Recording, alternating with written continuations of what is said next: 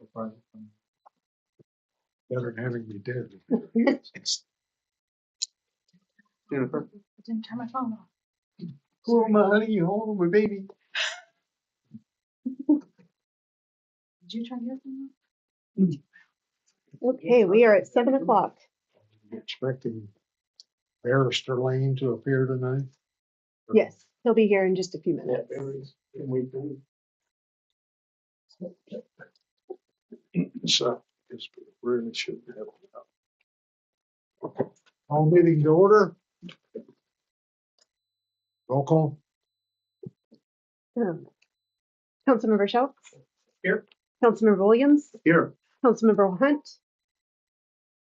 Councilmember Watkins. Here. Mayor Hayes. Here.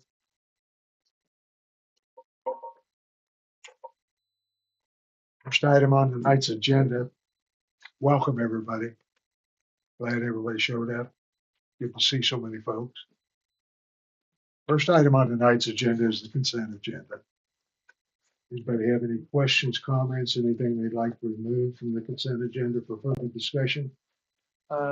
Yeah, page 4, section 9, when it was the motion last month about the pool filter, it has it on here that it was carried 4-0, and I was a nay on that one.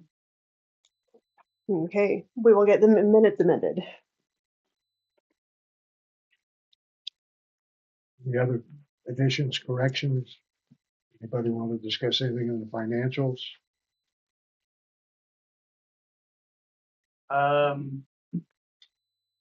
I guess like I looking at our packets here, just like how many we have, and I think at the we had the meeting last week, and we're kind of talking about trying to find places to save money, stuff like that. Would it be better for us financially if we were able to look into like getting everybody an iPad that stays here, and then all this is uploaded to that iPad, and then we can just swipe that way. That way we're not spending so much money on paper all year. I mean, I would say between all these packets here, we use at least a ream of paper just for this. When all this 2026, all this could have been uploaded in a PDF file that we can open and just swipe that way. And it just, in the long run, saves us money in paper. If it's not something we can do, that's fine. I'm just trying Well, to, it's not impossible to do. yeah, just something to save us a little bit of money as we go over Anybody time. have any other discussion on the way we handle the financials? I do. Okay, so what you're proposing is we research cost effectiveness of some type of a tablet computer that could be kept for your footage. Versus how much paper is used Right. for these things That's what's per year. Yeah, research the cost of. cost effective. Yes, it's- We can do that. Okay. We'll do that. Perfect thing. Anything else on the consent agenda?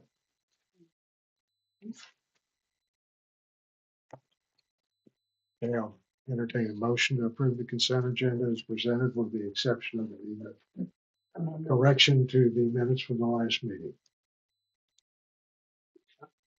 I'll make a motion to accept the consent agenda, with the exception of the amendments that needs to be made with Drew's no. To the full filter. Second. All in favor? 3-0. Motion by Jennifer, second by Keith.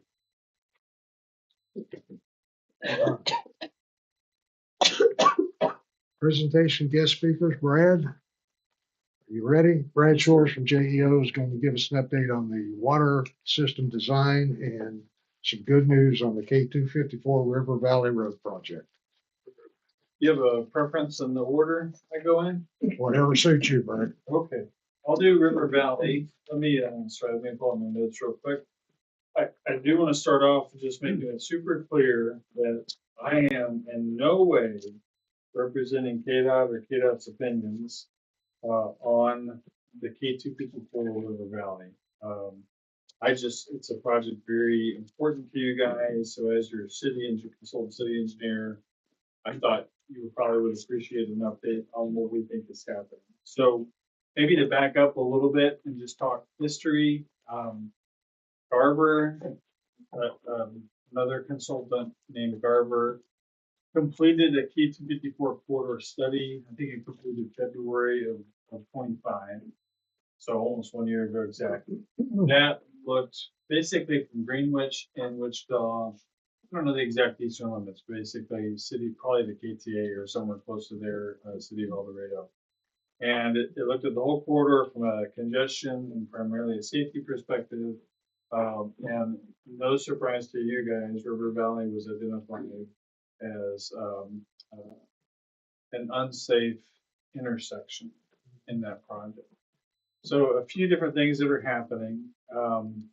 And by the way, I believe Garber has done, in fact, I think I was at one of them. There's at least one public engagement that happened in the city of Towanda about the project. I wasn't doing the whole thing, but that was maybe last year sometime.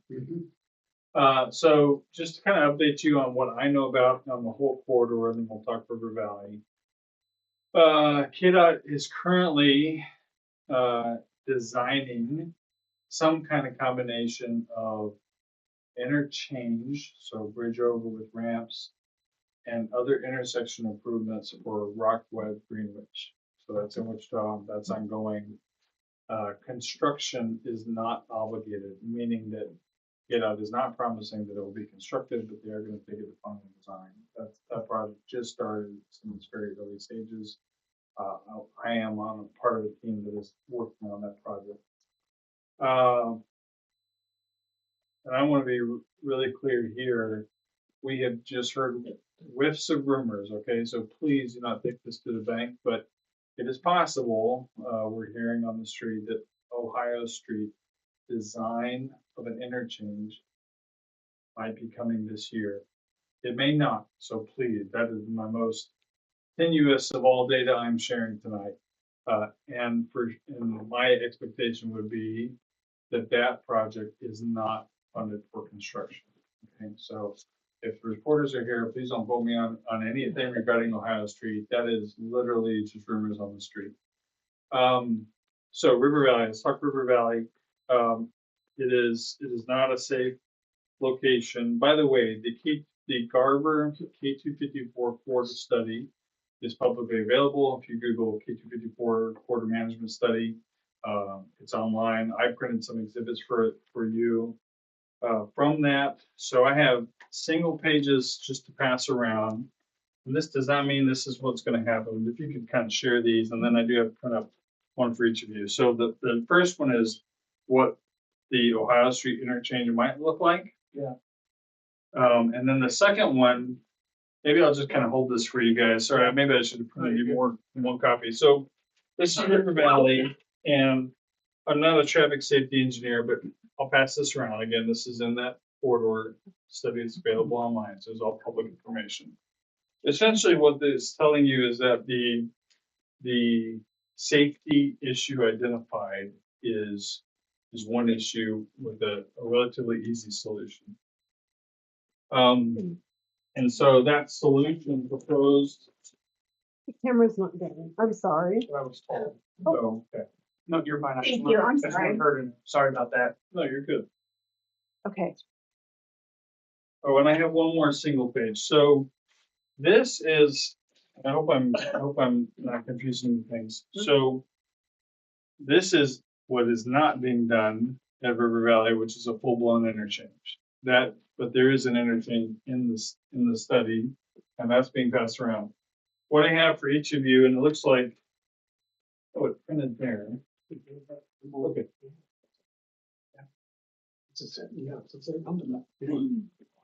So I've circled in yellow my expectation for what KDOT's going to take to design.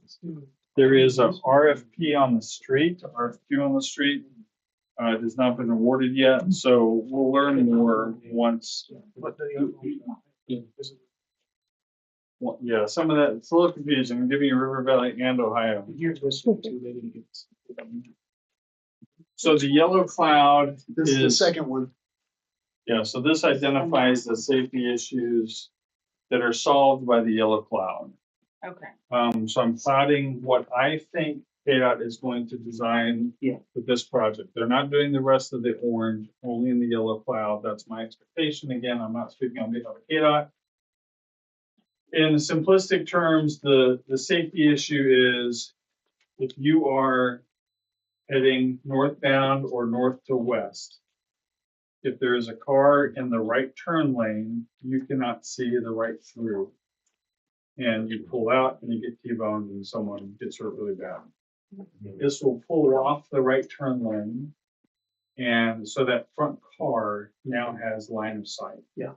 And that, so it's a relatively straightforward solution. So maybe you guys are already aware of that. It's my expectation that that's what's going to be designed. And it is our understanding that that is obligated for construction. It will go to construction. You're gonna ask me, when will it be built? I don't know, because I haven't seen that yet. My guess is 27, 28 at the latest. Thanks, Brad, if I can interject for a Please. second, I had been in communication with KDOT as well, just trying to learn more. And what they said at the moment is the anticipated letting date is 1/19 of 28, but they're currently running behind schedule. So probably looking at 2028, it's a long, slow process anytime we're doing transportation.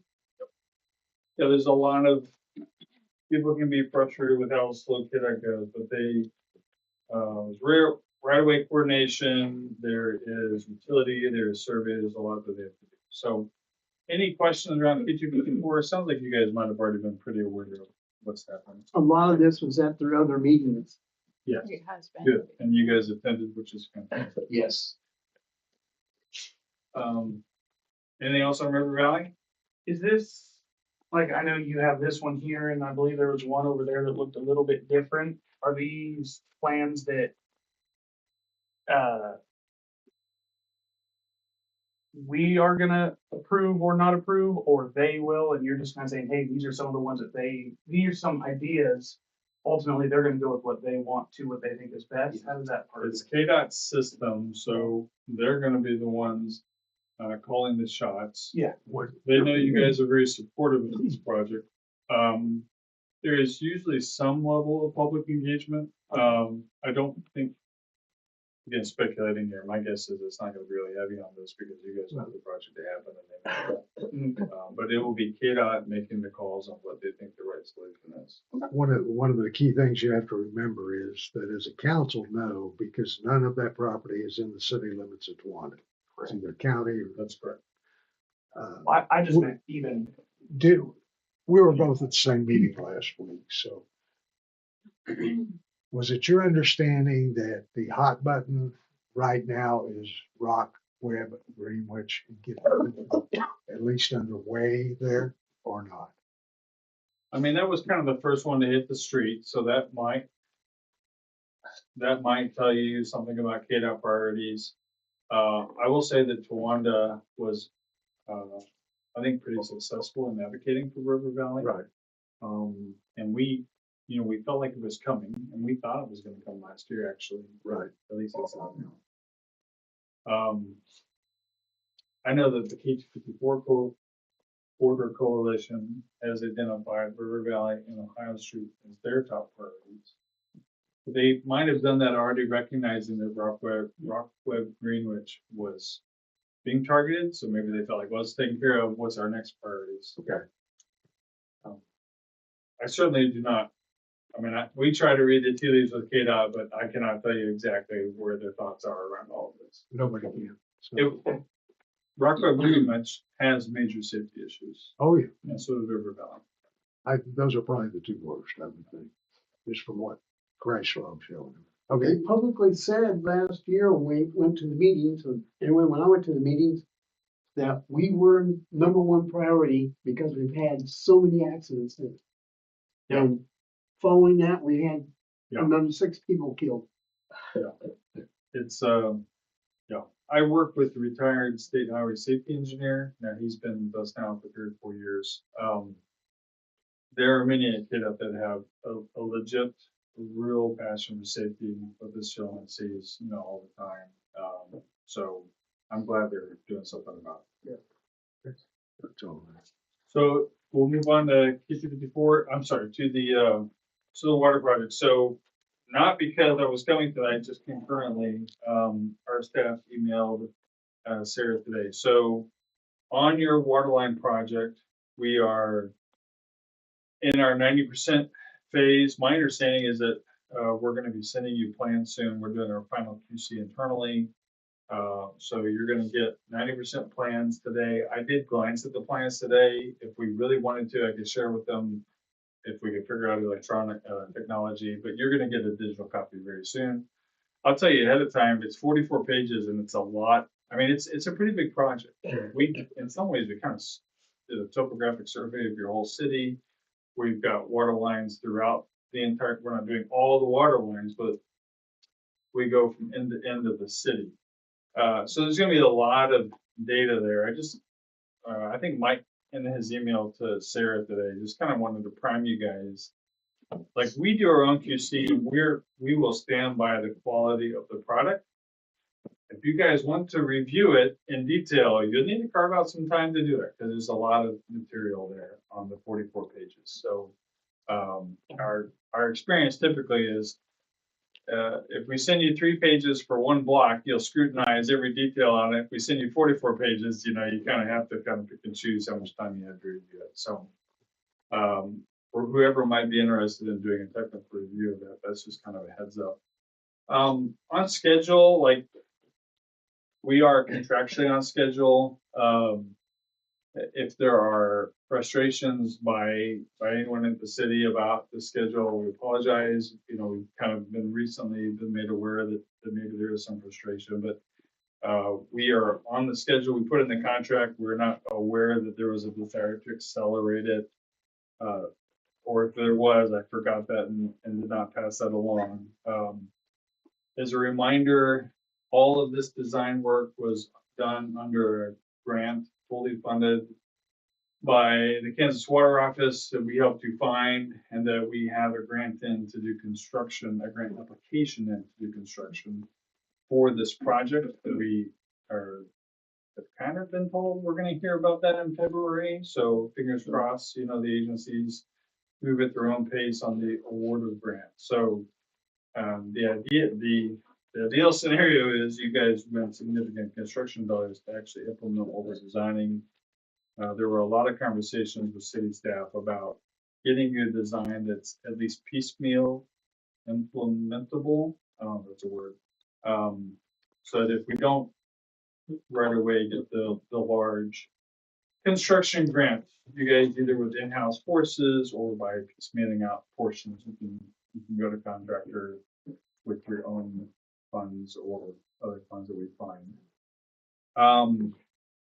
Another reminder too, or maybe not, maybe this is the first time, at least that I'm sharing this with you. We could submit final plans to KDHE for approval, and they could give us a permit, but there's not a whole lot of sense doing that until we know what our construction budget is. In other words, if we send the full plans and they give us a permit and then we're only doing a portion of it, well, then we got to resubmit anyway. So we're kind of, at least in my mind, and I think how we're viewing this is, let's wait to hear about the grant. We get great news, then let's say hypothetically you get a grant. I'm kind of going off the cuff here, so I don't pick off Mike by saying something I shouldn't. But hypothetically, let's say we get 75% of the project funded through a grant. Well, then we'll dial down our plan. That's fairly easy to do. Put that as a bid package together. We have to then go to KDHE and get the permit for that. That takes some time. So I'm just prepping you now that KDHE, it takes some time to get that permit approval, and then that can hit the street and go to construction. Any questions around the water line? Oh, sorry, one more. So you're getting 90% this month. Contractually, we're committed, and we will deliver. You're going to get final plans either March or April.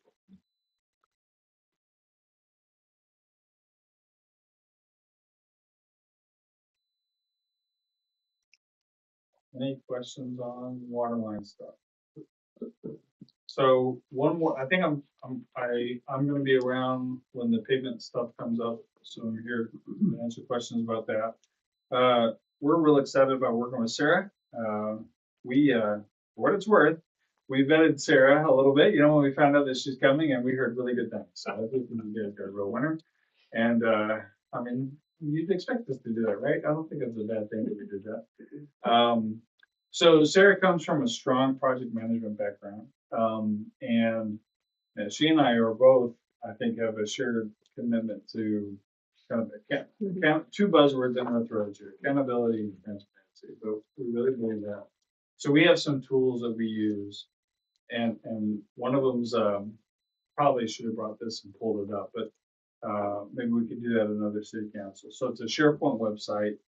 It's online, and we can share it with whoever at the city wants it to be shared with. And we can list all of our projects in there. You can see all of our schedules, and we're committed to meeting with Sarah in person monthly. And what we can do then is just update our status on all of those projects, and those projects can even be pie in the sky future projects. In fact, they would be. And we'd have our monthly updates in there. And then if that was something that Sarah and you guys wanted to be a part of, you could go click on that. So someone from the public asks you, what are we doing about, whatever. Well, I can't remember, but I got this website. You go and you click and you can look, and now you know the answer. And now you can hold us accountable. Hey, you said you're going to hit the schedule. Where are you at? So that's a tool we're offering. We do it at no cost to you. I'll say that we've rolled it out for cities and they don't use it, and so we kind of let it die because it takes some upkeep work. But if cities use it, we actually really like the tool. It helps us too. So we're happy to do that for you. So that's just recognizing you have a new city manager. She comes from a very kind of project control strength and background, and we recognize that skill set, and we want to kind of line those tools up with how she'd like to do things. Good? Good. Thank you. Thank you, Brad. Brad? Moving along, we're going to change a couple of things tonight. We've been doing public comment at the end. We're going to make this maybe an experiment going forward. It may hold water. Public comment has always been held till the last of the meeting, which really doesn't allow you folks to comment on something that's on the agenda before we discuss it and vote on it. So tonight we're going to have the public comment period at the beginning of the meeting. Bear in mind that it's not a debate between council members and the public or the public and city employees. But if you have comments on anything that's on the agenda that you'd like us to consider as we're taking things up, feel free to come to the podium and relay your comments.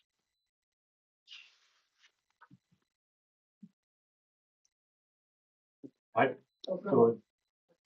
Can we call it, does it have to be on what's specifically on the agenda? Well, if you have something you feel is important, try to limit it to 3 to 5 minutes if you can.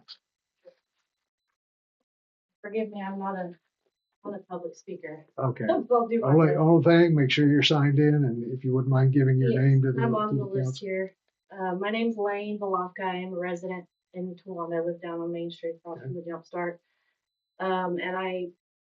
This past Saturday, I had an incident with an aggressive dog that was on the loose that charged at me and my 10-year-old son. Long story short, I wound up getting a hold of the sheriff's office because of it, and they sent out actually Deputy Hall that came out and worked the call. And in my speaking with Deputy Hall, he indicated that he can only enforce state statutes at this point as it pertains to the animal issues here in town, because he's not been provided with any documentation on the Towanda's specific city animal codes, or maybe not him specifically, but maybe the sheriff's office. And so I just wanted to come and ask if it would be possible, if, A, confirm that, and B, is it possible that somebody could provide him or whoever the contract deputy is that's going to, enforce the city animal codes and any other city codes that anybody wants enforced with a copy of the city animal ordinances. The sheriff's office is appointed as the police department for the city of Towanda. They are authorized to enforce any and all city code, Okay, okay? Sarah or I, one, will get in touch with the sheriff and make sure they understand that they have a copy of the ordinances and codes that apply to your situation specifically, but all situations, okay, okay? okay, yeah, that's fine. I just wanna make sure. In the past, I had provided the sheriff's office with a copy of the notebook of the city or the city codes, but I it don't- may not be in there, and I'll see that they get a copy of it Okay, so that they will have all those. okay, great, thanks, Lisa. Thanks, We'll, Lane. we'll get it taken care of, Lane. Thank you. So I'd like to express my frustration on the building next to Gambino's. Would that be better served at the time? That We would be discussed fine, or now? because it's on the agenda, so now would be a good time to comment on it. Now? Yeah. Okay. Nick Wilhelm, I'm the owner. It's been over a year since this incident happened where the wall got hit by a forklift. It's braced up. There was construction barriers out there for a long time. They're finally gone. If you get up on my roof and look down into that building, in my opinion, the roof that's left there is hanging by a thread as it is towards the back end of the building.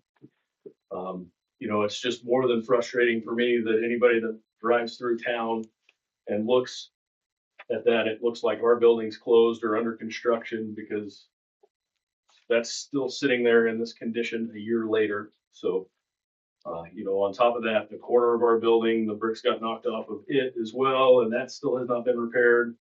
I feel like this is drug on long enough, and I hoping and urging there to be some movement and momentum towards a solution here. I think we're going to make some strides forward tonight. Is that true, Lisa? Thank you. Appreciate your comment, Nick. Anybody else? Yes. Barry? My name is Perry Jones. I'm the owner of 309 East Main and been working with Roberto Regis and trying to come to pushing on this project, trying to get it done. I've put a lot of money into the situation, a lot of money wasted, it seemed like, from the first contractor to whatever, and engineering design, and I'm frustrated. I just relate that to Lisa and Roberto. Contact you? Did he contact you? Yes, he did contact me today. I'll have an update in a moment. Yes. Okay. So I'm just frustrated with everybody else. So I'm trying to get this resolved here real soon. And get her some kind of resolution to this. So I apologize for the delay. Whatever. Right. We're going to find out something this week. Anybody else have any comments? Things you like? Brad? Not about 309. I forgot one important thing. I just Uh-oh. want to share real quick. So Rock Road Greenwich, I'm sorry, I'm going back to K254, but it's really important. So I want to make sure I say it when I have this opportunity. Rock Road Greenwich and Ohio Street, if it does come out, are not funded for construction right now. And I want to make sure you guys know about the KDOT local console process. So the way KDOT does it now, and it's a better system than it used to be. So there's a 10-year bill that pays for major transportation projects across the state. And it used to be KDOT would promise at the outset, hey, these are the projects we're going to do. We might not get to your project until year 10. And when they did that in the last program, they'd get to a project and the city said, we don't want this project anymore. And they said, well, maybe this wasn't the right way to do it. So Secretary Julie Lorenz, who was the previous transportation secretary, she set up a 2-year rotating system. There's I'm sorry, this is important, so I want to make sure you understand. There's a design pipeline and a construction pipeline. So you're in the design pipeline, you're getting, so Rock Road Greenwich are in the design pipeline, and Ohio Street might be getting into the design pipeline. But KDOT every 2 years will go to They will for sure go to Wichita, and they go to about 6 locations around the state. Wichita and KC remain constant, the rest rotate. And they will go and they want to hear from public and officials, what are your priorities? And I said, those really matter. So when the next local consult comes, which I should know off the top of my head, I don't think it's gonna be 26, I think it's gonna be 27. I'll get that information to Sarah and she can pass it. When the next local consult comes, if Ohio Street, for example, is a major priority for Towanda, then you need to make sure that you're there in the road. That public engagement, that opportunity matters.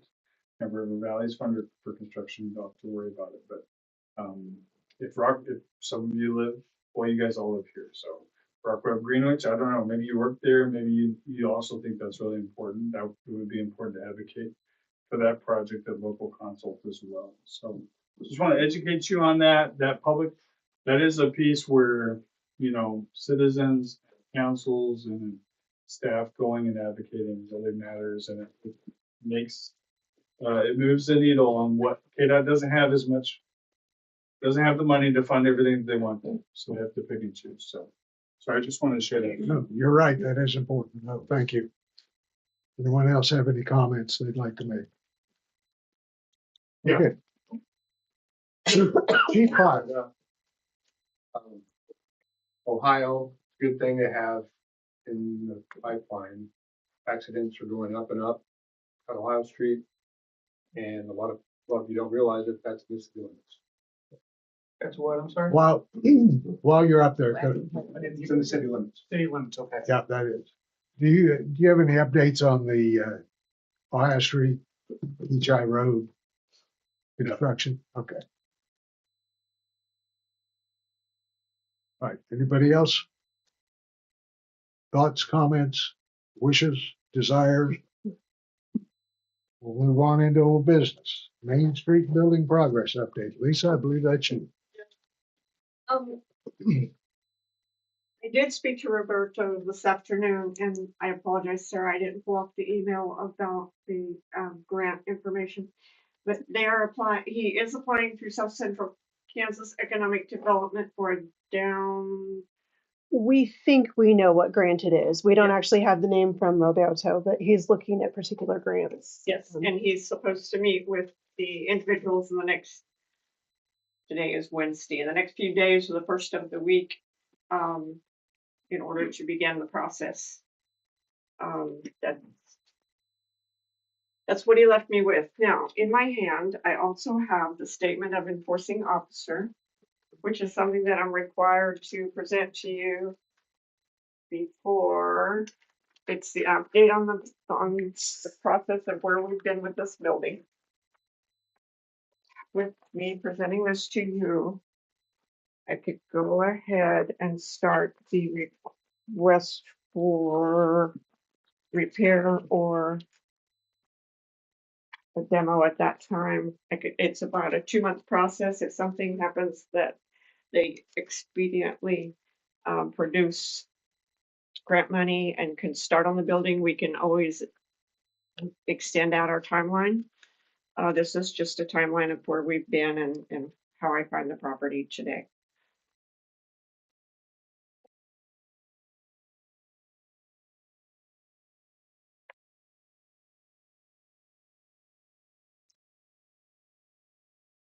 Do either you or Sarah have any idea of what the timeline process expectations are for this downtown grant funding? We don't. Today was the first that we were aware of it. I actually did some looking right before the meeting, trying to identify which grant it might be. Prior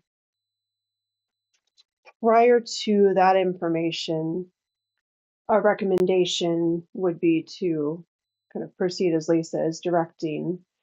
I believe our recommendation this evening would actually be to take a dual track and go ahead and proceed with the statement of the enforcing officer toward remediating the issue. However, if information came along, the grant is progressing, we could grant extensions along the way with that. That would allow us to move forward the process of getting the issue dealt with, while also allowing latitude that if there is a grant come through that can preserve that building, it is a last opportunity. I could bring, if you so desire, I could bring a resolution back to you at the next meeting. It does require 2 publications. It's generally out about 2 months for the process to work through. But that's why I brought this to you this evening as opposed to prolonging the, For essentially 3-4 months, we've been waiting on trusses. What's the status of those? we have no update yet. They're still pending. Lisa, I honestly forgot that we did a resolution in November of 2024. There was. And then there was a contractor brought on board and we Indefinitely lost it. postponed. Mhm. The resolution in November of 2024, what did it say? It was going to set a deadline for either repairing the building or us demoing, is what it, apologize, I don't have a copy of it with me, Fine. but I think with the time lapsed, we'd have to reissue. I agree. it. I think it would be wise to start the process from the beginning. Do I have a motion? Oh, restart it back over from the beginning of which part? Preparing a resolution to present to the governing body to order it Repaired or repaired or We need an Demoed. authorization for Lisa to prepare a resolution to present to the governing body for its approval to repair or I don't know that you need a motion for that. I just think you need a cause of direction for Lisa to prepare that resolution to bring to you for a motion. do it. okay, I'll bring it to you at the next meeting. Get it done. I guess my question is, so she's either saying, hey, we're either gonna allow the owner of that building to, he's supposedly looking at a grant to fix what is the problem now, or if they don't have any, I guess what's our, what can we do as far as enforce this or enforce that? Because like this gentleman said, it's been a year, and I'm looking at the timeline here. June, he had it looked at by JEO. He employed a engineer for the project, and if I'm not mistaken, when that gentleman was here in June, he had said, "Well, hey, we're going to work through the winter. It's going to be cold, but we're going to make sure we get it done." And then here we are every month, new trusses, new trusses, new trusses, and That's why we, so that's I guess. I think you need to update the resolution and pass it Okay. again, Yeah. basically. Okay. Legally, we're required to submit the new resolution and work through the process. Okay. Anytime, I think that if we're past a year, that's probably gonna be my recommendation. Okay. And so there's gonna be some, invariably, there'll be some time that will pass due to the publication requirements. Mhm. Even if the resolution is presented to you guys in March, this is February, right? In March, if, even after the resolution passes, there's still an opportunity to appeal that to district court before, frankly, the clock even starts. And depending upon what the resolution says, I would agree that you're probably looking at 2 months from now, minimum, before you can do anything. That's assuming there's been no movement on the grant. Does that answer your question? It does. Yeah. Yeah. I was just, you guys are like, want to move on? Yeah, let's do this. And I'm like, well, hold on a second. No, you're fine. I didn't quite understand. But yes, that makes a lot more sense. So thank you. So it can proceed as a dual track with a grant application, but that doesn't necessarily stop us from moving forward with condemnation and with the resolution.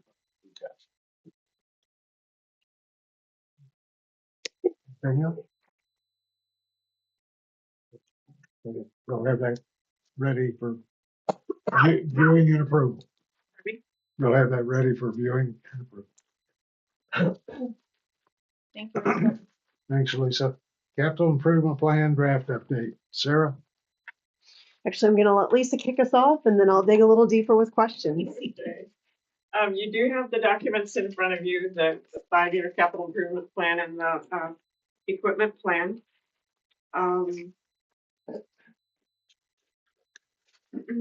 Once We get the documents, once they reach approval, that they will have an annual review. They're a living document. Each year when we review them, we can pull in projects or pull projects out, depending on our needs at the time. In composing these documents, we did an inventory of all of the city's infrastructure, facilities, equipment. I worked with Rylan as to his needs and equipment, the condition of the equipment we have and what we're looking at in the coming years that we will need. We've been working on bids and acquiring costs, and it's changing every day. And we do, with the length of time that it's been since the city had a comprehensive capital improvement plan. Many projects have come up, and we've done our best to narrow these down to the most important that we're looking at in the next 5 years, and we've set aside the others, which we have a stack of others that will fill the next plan. Do you have any questions for me at that point? I'll let Sarah take it from there. So generally guiding you through, what I wanted to share is where we are now and then where we're going in the next 4 to 5 months. What you'll see on, looks like about the 3rd page, you'll see a spreadsheet that has out years, looks like this, and has X's. So we don't know for sure what out year we're looking at for which particular item. What I've tried to do is start to anticipate ranges for when we might look at particular items. We also have been trying to secure quotes and estimates for different project costs. Over the next 4 to 5 months, as we prep up the 2027 budget, we'll be starting to look at how those proposed costs and projects align with different funds and opportunities that we have. And so you will see a much more updated that actually looks at total anticipated each year through the capital improvement plan when we bring it back at budget season. For the moment, if you look through the types of projects, as far as general facilities, RUBs really are the biggest item. We have 4 RUBs that we've been looking at, trying to get cost estimates on. And actually, we just had a couple of those come in yesterday, so they're not in the document you're looking at. We have a couple of RUBs that are pretty urgent. So we'll be trying to look at funding in the next year or 2 for those. And then a couple that have a little bit more lifespan. Unfortunately, we're hitting that place where everything is coming due about the same time. And so that will take some careful management because those are all general fund projects. Below that, you can see Parks and Rec, and we are moving already on the pool filter. We have some additional quotes to present this evening, but that one is one we're moving forward with this year. Within this, you'll see a few different plans proposed. There are some areas where just to have that guidance and look ahead, it would be helpful to do some master planning projects so that we can then align our funding and our investments along with those. And that includes looking toward parks. I don't think I have a facilities plan on here yet. We've got the street evaluation plan we're going to look at this evening, and then possibly a drainage and waterways plan. And so again, starting to look at out years as far as what's most critical and what timing do we want to be on. Obviously, the water system is a major project on our horizon. Right now, we expect that honestly paying for that will be an ongoing endeavor. We have the sales tax funding that was approved last year for that. And then a couple of other things that we're going to just get a sense of how long the lifespans are and when those are going to be needed. I think the biggest thing that I'd like council to be aware of this evening that we haven't really timelined is our street proposals. We have a number of different street projects outlined within the document. And so this evening we'll be hearing a presentation on looking at a pavement management plan that can help us to strategize and look at how much some of these projects are going to be, looking at the lifespan of existing streets and which ones really need to be replaced. So that's kind of the overview of the capital improvement plan. You'll see quite a bit of movement between now and June when we bring it back. And then we'll be bringing it back for approval with the budget season. The back half of the document is our Municipal equipment reserve plan. And so we've done similar with this, begun to try to inventory our equipment. And obviously with public works and utilities, we have a lot of equipment that does a lot of really hard work. We have some items that are pretty critically in need of replacing. We have some other items that would be nice upgrades to add in the future. And so again, working with Ryland especially to identify what's urgent, what is not serving its purpose today, and then what can wait a little bit longer, and look at which funds we can take that from. With all things public works and utilities, many of those equipment items serve across a number of different funds, and so there's some different ways that we can look at to try to find the funds for those. So one thing I wanted to run by the council this evening as we are working on the equipment reserve plan is that one of the first ways we could identify funding is through looking at some of our equipment that does not serve us right now, looking at doing some auctioning or otherwise disposing of that equipment, and then tucking those funds back towards some urgent replacements. Right now we have, I believe it's a small trailer for our pumps that we're hoping to do just as an administrative approval in the very near future, looking toward a larger dump trailer. And then probably our most urgent item is a replacement of a flatbed truck that would actually be 2 trucks sold for 1 truck coming into the fleet. And so a lot of work has gone into this. Lisa and Ryland especially have really formed and shaped it up. I love that it's coming together as not only a plan, but something that guides our budgeting and our policy, and something that serves as an inventory for what we have as well. So there's a lot of good work in this. Questions, comments? One thing that we discussed it even this evening, was the need for a small trailer for the pumps that we use during water leak time. That's a pretty minor expense. Do we have any firm ideas on what that expense would be? It was around 1,700.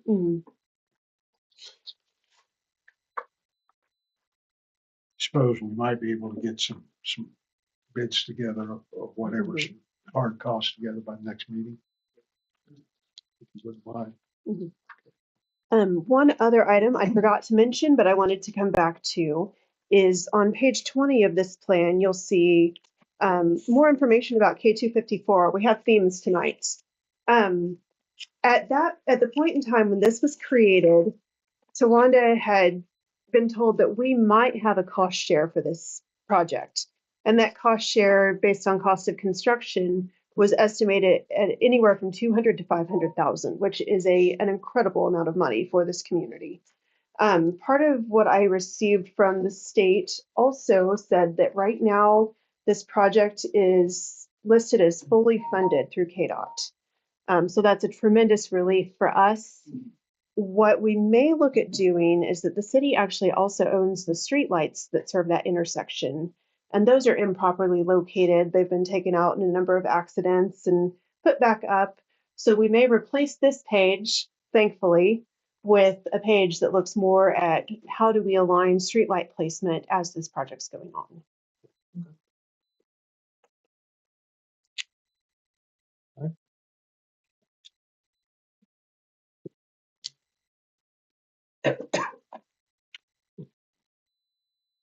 Ryland, would you say out of all this stuff, all the equipment, the truck is probably your guys' most needed item, or what would you say out of all the stuff that you guys are saying, hey, we might possibly need this in the near future? Probably the truck. Oh, yeah, truck. Okay. Would it be possible to get a list of items that we could auction?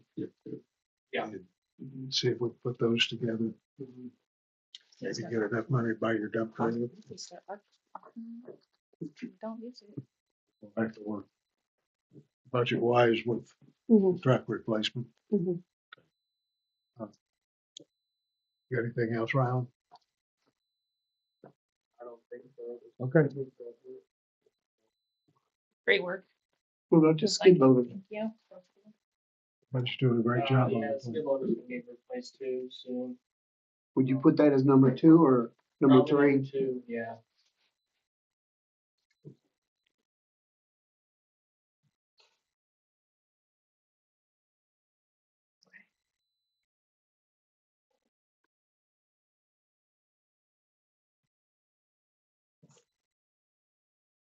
Anything else?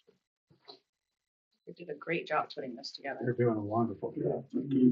Swimming pool filter quote update.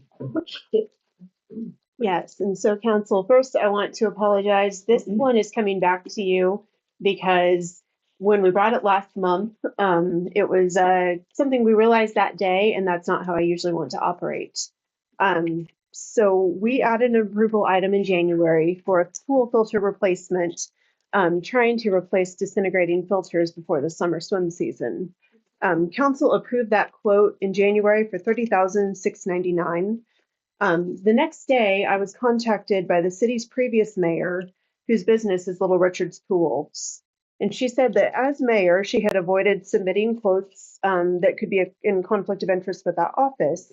But she had asked us to consider a quote from her business at that time. And because we did not go out for quotes or bids, that opportunity wasn't given. And so the cleanest thing is just to bring quotes back to council and reconsider. So from Little Richard's Pools, you'll actually see two different quotes. One is a single unit for $29,089. The second is actually a 3-unit quote for $26,548.50. Both of those are on a much quicker timeline than what the original proposal was. And so we felt like it was worth bringing back to council. Our original quote that was pre-approved last month was from D. Gerber Commercial Pool Products and Services.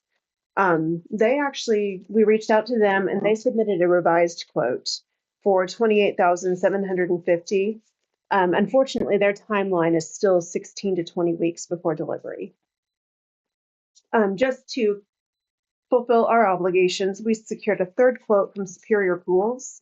And that quote came in at $33,605.97, and that does not include installation.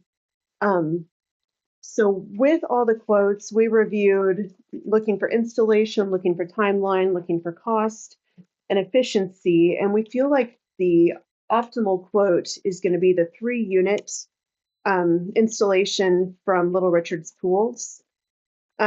We also, as we discussed cost further, realized that the city will need to replace the concrete pad that's currently there. And there may be some incidentals just as they dig that out and discover what's underneath. We believe we can still complete the whole project within the original approved estimate at $30,669. And so this evening, we would like to recommend proceeding with Little Richard's Pool's second quote in the amount of $26,548.50. Okay, just to be clear, that is the only quote that includes installation, correct? Yes. Well, the other one, the Gerber includes installation, right? No. Oh, no, that doesn't. No. Oh, wow. No, neither of the other quotes includes installation, so we would be looking at possibly anywhere from $3,000 to $5,000 additional labor expense to install the thing. It's my understanding neither of the other quotations is going to put us in a position where we can be sure we have everything running and up and tested prior to the pool opening, correct? Yeah, when I talked to Jen, she said she was going to install it, and everything would be operated. Up and running by the time we open the pool, Memorial Day or whatever. Okay. Right. We have a motion based on Ms. Gooding's recommendation. You know, I could abstain from this, see if that's a- And that's the problem. Right now. We've got a quorum. We're all right. Do I have a motion? I'll make a motion to accept the second proposal from Little Richards. Second. Motion made by Jennifer, seconded by Kid. All in favor? 2-0. One abstaining. New business, master street maintenance plan. Okay, Bradley. he's still here. Okay. Okay. Just in case there's questions. As I said, we got themes tonight. So street maintenance is definitely a theme. So again, throw back to last month as last month we brought a proposal to close out the bond fund that previously had been used to pay specials funded projects. And the fund had a balance of almost $42,000. And so council voted to transfer that, close the bond fund and transfer that to the street reserve fund. A similar transfer of 11,477 was made in with 2025 funds. And so at that point, we mentioned that those could be found funds within the street reserve fund that could be used to pay for a pavement management plan. The goal of creating a pavement management plan would be to take the many different street projects that we know are needed to get a true engineering assessment of what's needed on each one. Try to look at which streets can be preserved and which streets are going to need to be rebuilt, and develop a strategy, funding estimates, and everything to carry out that street maintenance going forward. Last week at the council sales tax workshop, again, road maintenance was identified as a key need that could benefit from sales tax funding. And so similarly, completing a master planning process, looking at pavement management would align with those goals as well. And so as our city engineer, I had reached out to JEO to see if they could submit information on a pavement management plan and what that would run through them. I do want to say that JEO has a two-part contract with the city. They serve as our engineer. It's kind of an extension of our city staff. And so we can reach out with a variety of different questions. We've mentioned their name several times this evening. That part of our contract does not cost. But the other side of the contract is that when we have special projects that require more comprehensive assessments or deeper needs, we will reach out and we'll get proposals and proposed contracts for those specialized projects. And so JEO has submitted a proposed contract for this service for a lump sum of $43,000. And Brad is still here, so he can share a little bit more on some of the details and what the specifics would look like. Part of why I'm bringing this evening is because when I talked with JEO, we said we could probably have some early preliminary guidance as we're shoring up this year's CIP, and then obviously have the full plan done as we're firming it up for 2028's budget process. If we were to issue an RFP for this process, we're really looking at missing the 2027 budget cycle and looking at 2028. And so with that, I'd be glad to stand for any questions. And again, Brad is on hand as well.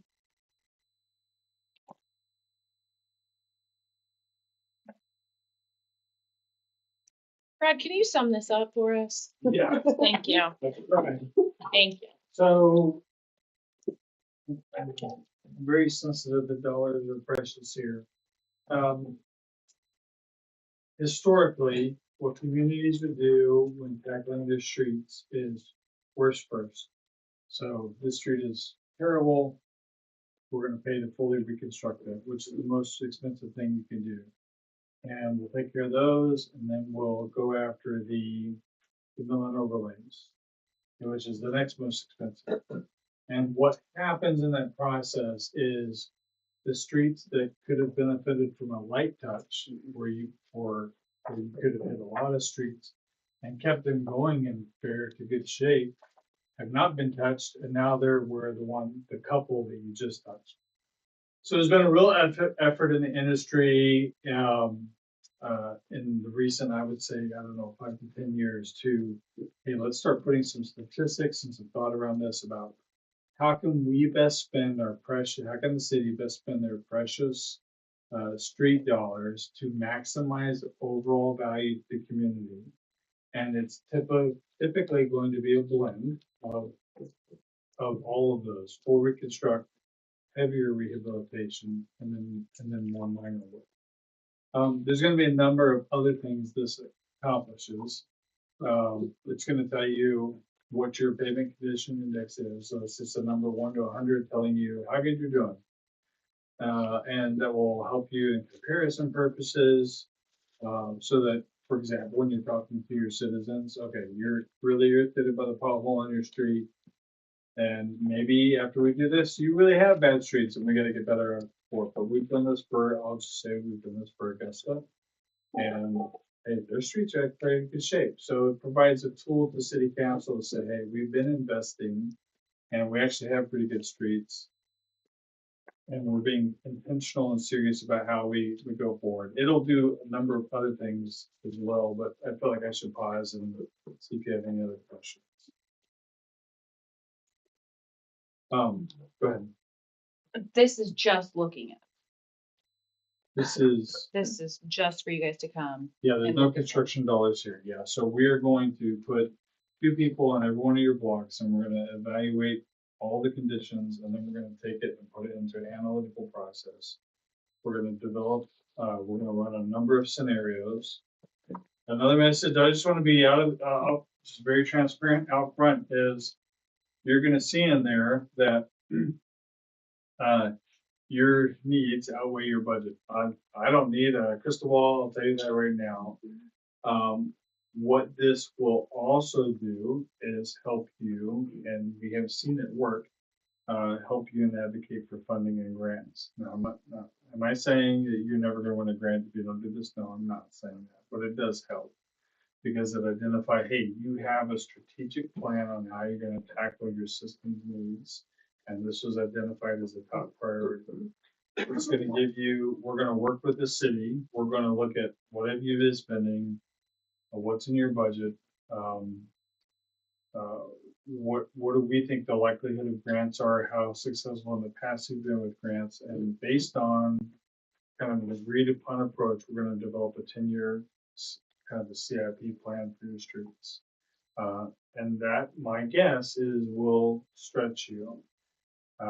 If you needed this for sales tax advocacy, if you happen to have a sales tax issue coming up that's dedicated to streets, this will tell you how needed and important that is. We did that for the city of Eureka. They had a sales tax coming up and we did that. So I recognize 43 is a lot. I looked at something today. So 41 is the new number. We found something that we can cut and we'll just donate and do that work. So that probably doesn't, I think 43 is what's in there, right? Yeah. 41 may not change the needle for you, but, and I should have given Sarah a heads up that we're gonna do that. But I know that 41,000 is a significant part of your money. What this will do, and I'm not really telling you to do this or that you should do it, but I think that it provides tremendous value in making sure that your future street dollars are spent in the wisest manner possible, if that makes sense. Yes, please.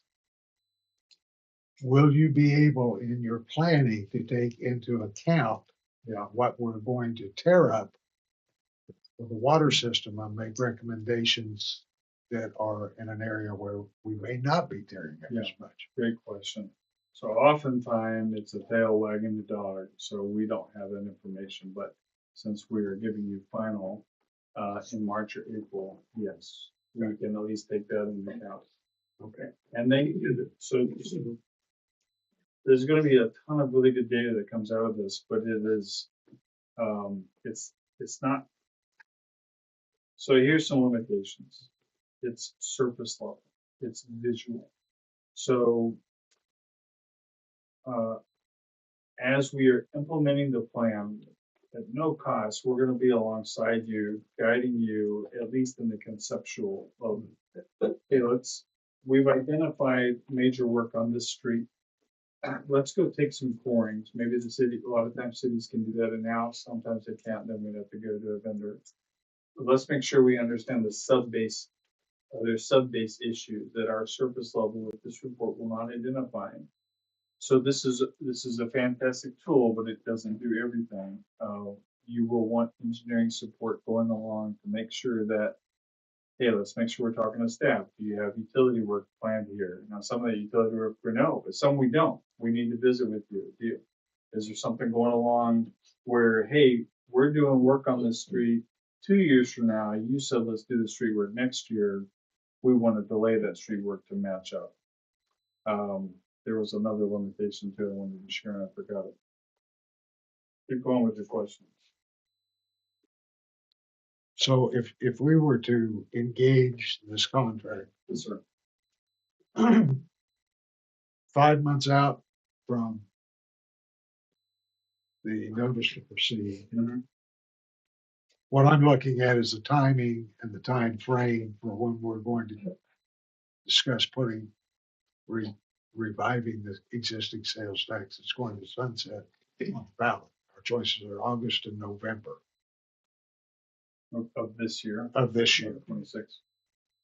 Okay, so if you sign, and I'm not trying to force you guys into making decisions, but I'm just thinking this out loud. So if you sign today, you get us a signed contract tomorrow, that would be the notice to proceed.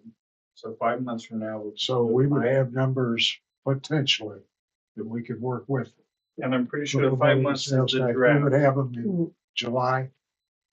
The draft, isn't that what? Draft. Sorry, I printed this and I didn't bring The it. draft is 5 months, 5 correct? months here, yeah. 5 months, yeah. Yeah, you'd have to draft in 5 months, which would give you what is the need, what is the value of your system, what is our 10-year plan? Yes, that would be why. So now so the ballot would be in First week, August. the first Tuesday in August.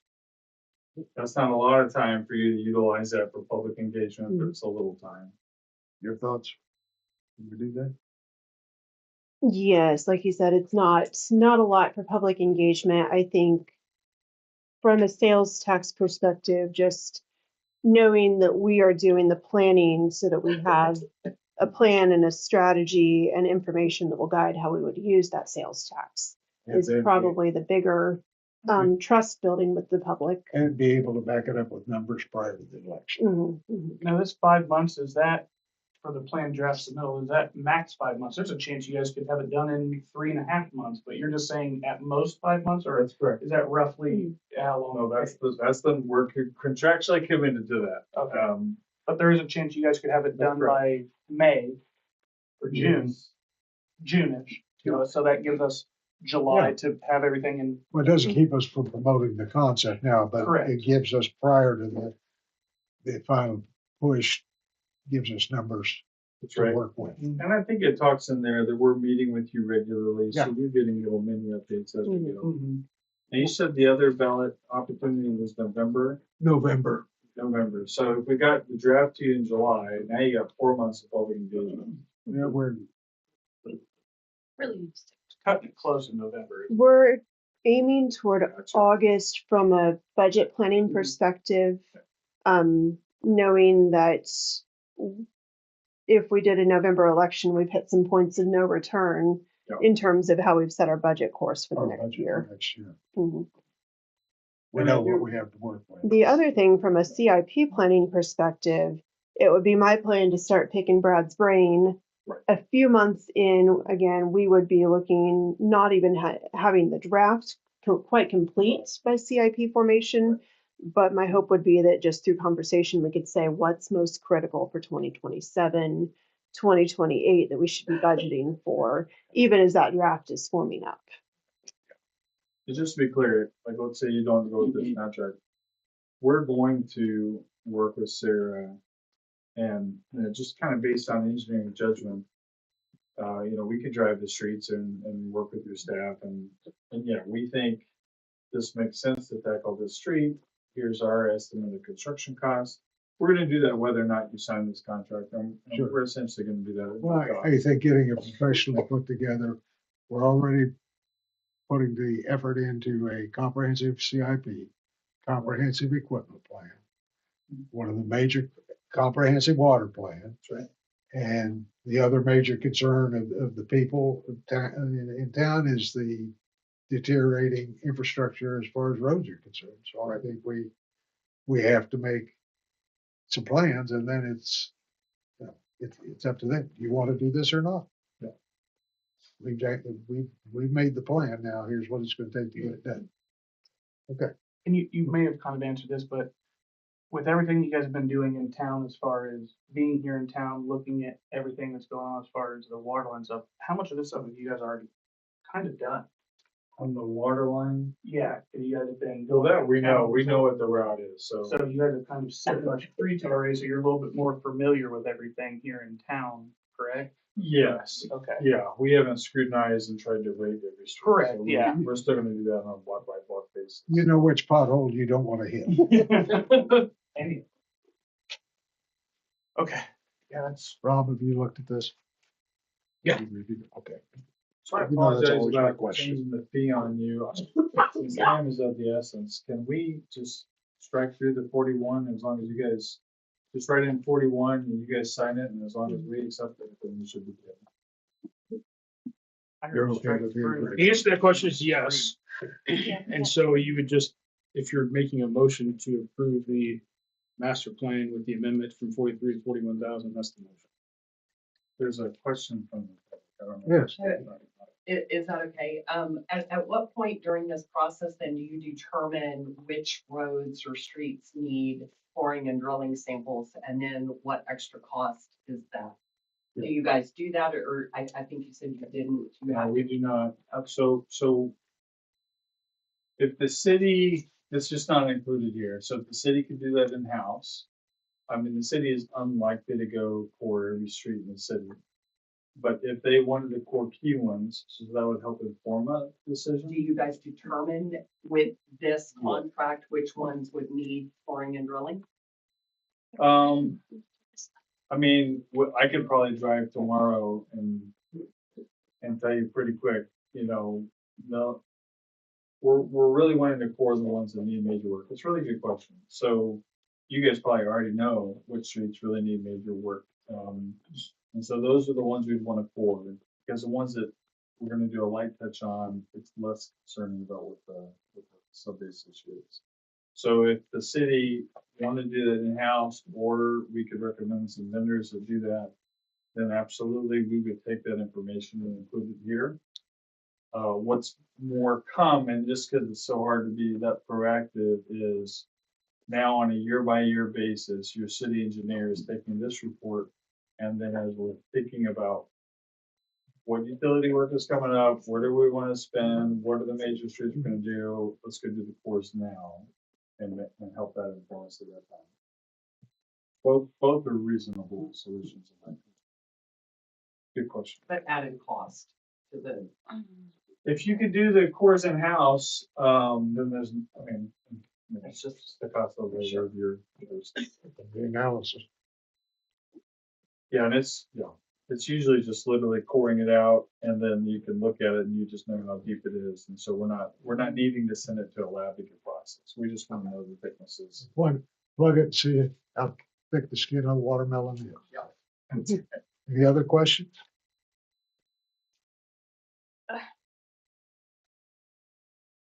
Jennifer?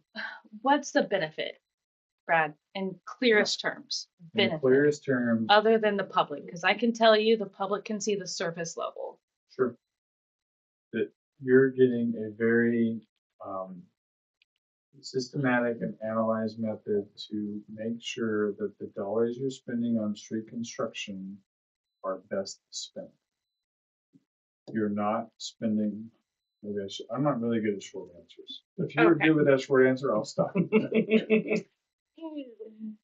What else you got? Streets typically spend more spray. Here's the And other now thing. you start throwing good money after bad, because you're not protecting your good streets for the long term. This is gonna help you identify a plan that is gonna maximize the condition of all the streets.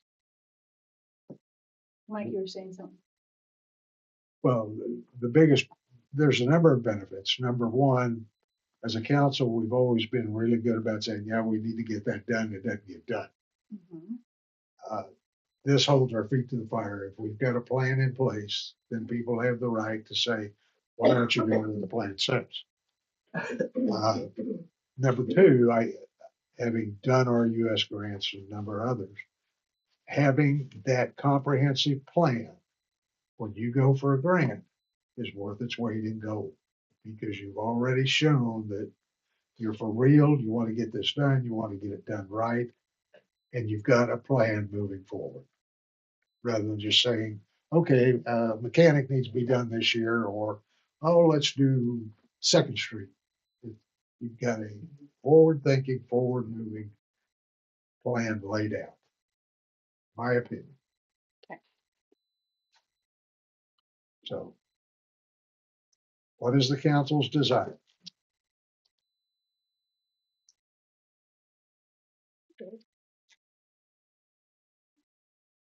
I think it's a great idea. Funding. I'm concerned. Cause this is 41, but this is 41,000, but Yeah. what else is it gonna cost us? You know, That's something to bring consider. in Industrial or Pearson or somebody to drill, or whoever they know to do cores.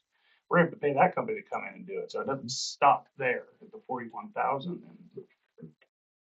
And I'm not saying that one of those companies can come in and do this exact deal, tell us, hey, these are your worst streets, these are your better streets, but if they could, would that be cheaper than $41,000 to have one of those companies possibly come in and do that same analysis? I don't know. Yeah, and that's something I don't know. And I don't know. It's just, 5 years ago, we put together a 3-year plan for streets. And then COVID happened and a lot of different things, and they didn't get carried forward. Sarah and I and Ryland have tried to find, we had a pretty detailed map that was put together, color coded, and developed a plan. At the same time, we did Fifth and Highland. We haven't been able to find that plan anywhere. Evidently, somebody cleaned out some things and it went bye-bye. But we've got to, if you want to get some proposals, that's fine. Just recognize that we will be outside the budget cycle. and that's where our feet are kind of being held to the fire here. Is it's either we do this today or we Well, don't do it. no, And we're it's trying not. to We go- just figure out a way to deal with being outside the budget cycle. And it just makes the sales tax more critical and the August vote more critical, so we'll know where we are budget wise. We're here to spend the dollars wisely. Correct. Heard me say for years, we're not here just to raise our hand and vote to approve money that was spent last month. It's to make these Correct. kinds of decisions. And like James said, I think it's a great thing to have for the city, but is it cost effective as far as what we're going to be told? Like she said, how many people can drive down the town and be like, this street is worse than this street. Granted, we don't know what's under it. We know the surface level, but this is worse than that. I think this one might need to be taken care of before this one, but so you get under it, you don't know. But how fast does 41,000 turn into, 75,000? We don't know. And That's the- why I'm asking. that's what makes it tough. Can I just speak to that specific issue? So let's say that we don't do any, I'm hearing that the city can't do cores in-house. Let's say we don't do any cores. We do this $41,000 study. You have a very good study, very good resource. You only have the money to do major work on streets. You're not doing 10 different streets in a single year. You're doing 1, maybe 2 streets with heavy work in a year. So on a yearly basis, the number of cores we need are 2 to 5. We're talking hundreds of dollars. So that I can tell you with confidence that it's not 75,000, it's 41,000 with hundreds to low thousands per year if you go out and get the most expensive cores. One of the problems we ran into on some other projects, Brad, is what's under these streets. Yeah. and Fifth Street, and I guess it was mainly on Highland. We ran into some real issues because there's a lot of sinkholes under those streets. And is there any way to determine that from a Well, budgetary standpoint? I mean, you got to fix them right if you're going to fix it.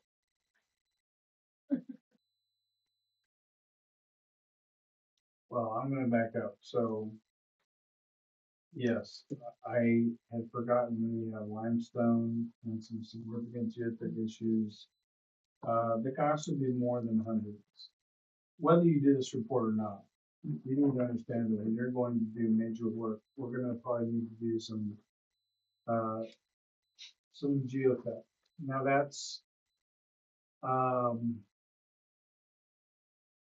per road, just ballpark, please don't hold me on this, but the very most you would spend on geotech is 20,000. It probably will be for a road and design. The reality is on almost all road projects in Kansas, and I'm not a road engineer, so I wish I had a road engineer to talk to you. Almost all road engineering projects in Kansas, geotech is not done. And if you know anything about what's happened on Woodlawn and Bel Air recently, I don't know if you do. Okay, so geotech was not initially done. They did what is being done in 1,000 other locations. But because we know you guys have sinkholes and limestone, we probably should be proactive when we're doing major studios. That's a cost whether you do this report or not.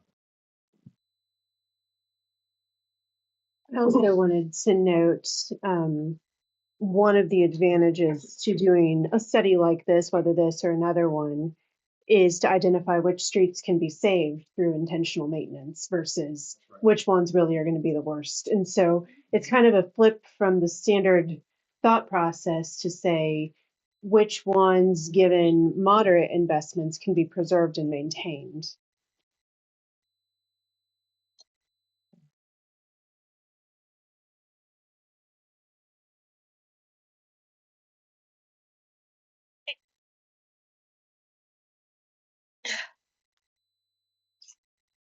Any further discussion?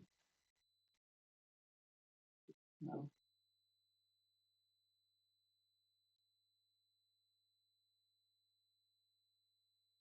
We do have options. You can make a motion to do something with it. You can make a motion to table it. Or you can vote to instruct the city administrator to go out with an RFP.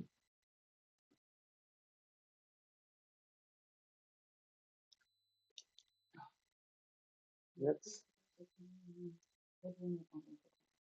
Did what? I also, If you're not comfortable, then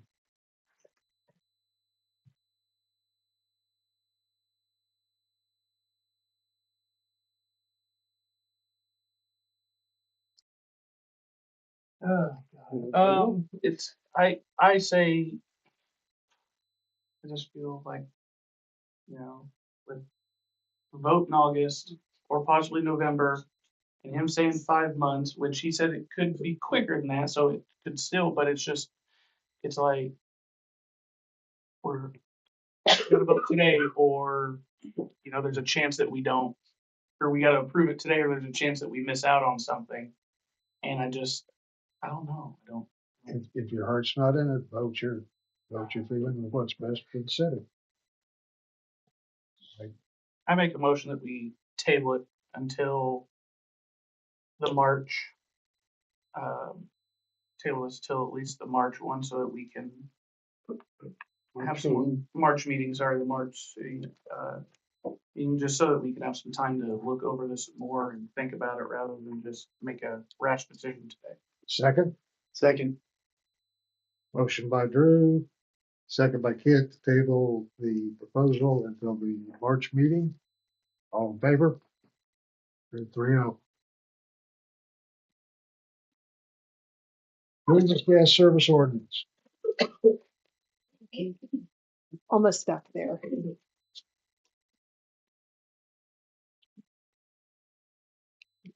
So the city of Towanda has a franchise agreement with Kansas Gas Service, and that's common for utilities that come through our communities.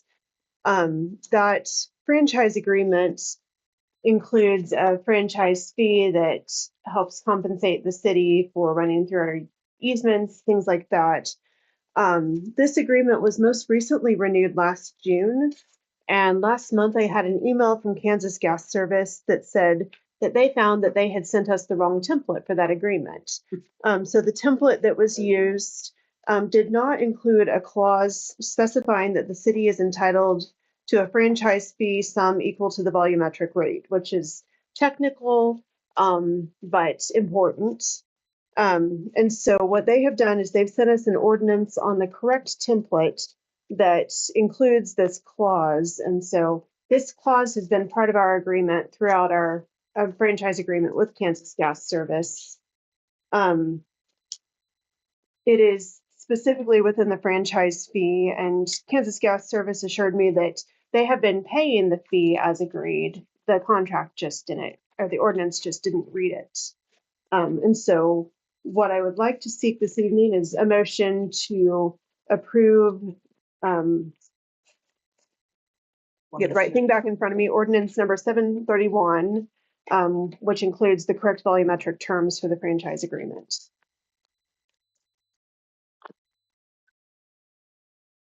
I'd like to make a motion. They accept the ordinance from the gas company, number 731. Second. All in favor?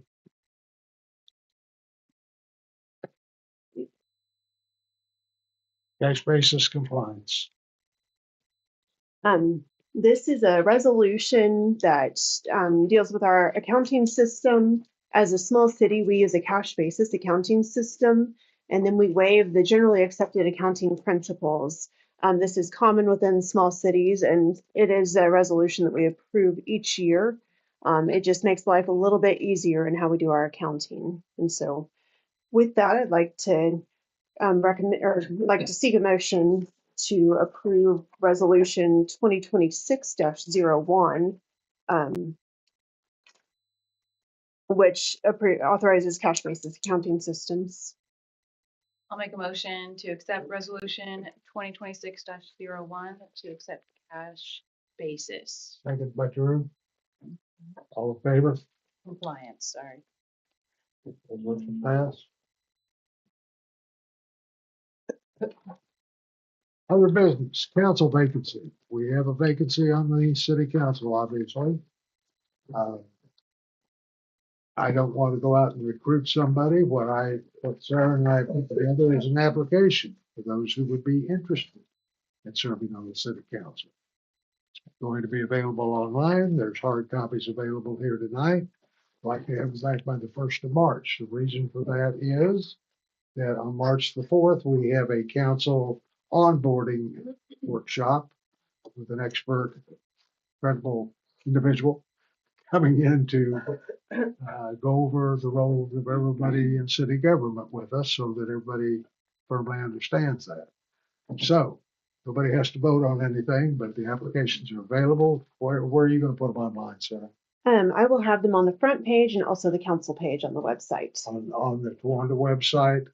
They will be fillable online, or you're more than welcome to pick one up and fill it out by hand and get it back to Sarah before the 1st of March.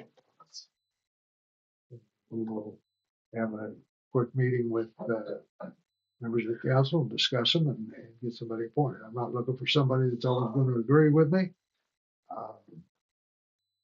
But I am looking for somebody who wants to be a part of moving the city forward and getting things done.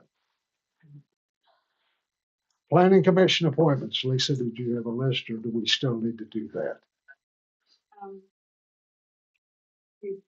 I do not have any names to confirm at this point. Okay, we'll just move that to next month. My Jeffs should have his health under control by then, and I talked over the weekend, so. I'm sorry. The one individual you and I have discussed should have medical clearance to be out and about, so we'll just push it forward till the March meeting. Sarah, you want to speak to the appointment of the Rural Kansas Water Association voting delegate Sure, the rural, or, recommendation? yes, Kansas Rural Water Association conference is coming up, and I think we have several of our staff members signed up to attend. I know it's offers a lot of good education, opportunities to connect with other people in the same field, which can come in handy when you have questions or need to consult with others. I did receive a request for us to submit a voting delegate, and I'd spoken with Mayor Hayes about recommending Rylan Rose as our voting delegate for that conference. So at this point, I would like to formally appoint Ryland with the council's blessing to fill the position of voting delegate to Kansas Rural Water Association. But I will need a motion to approve my appointment. I'll entertain a motion to appoint Rylan as our Kansas Rural Water Association voting delegate. Second. Seconded by Jinx. Jen. We're good. All in favor? Okay, Do us proud. just thank you, lucky little kid.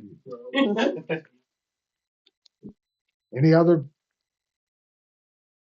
business to come before the council? Bob, do you have anything? No, sir. Everything going well in court?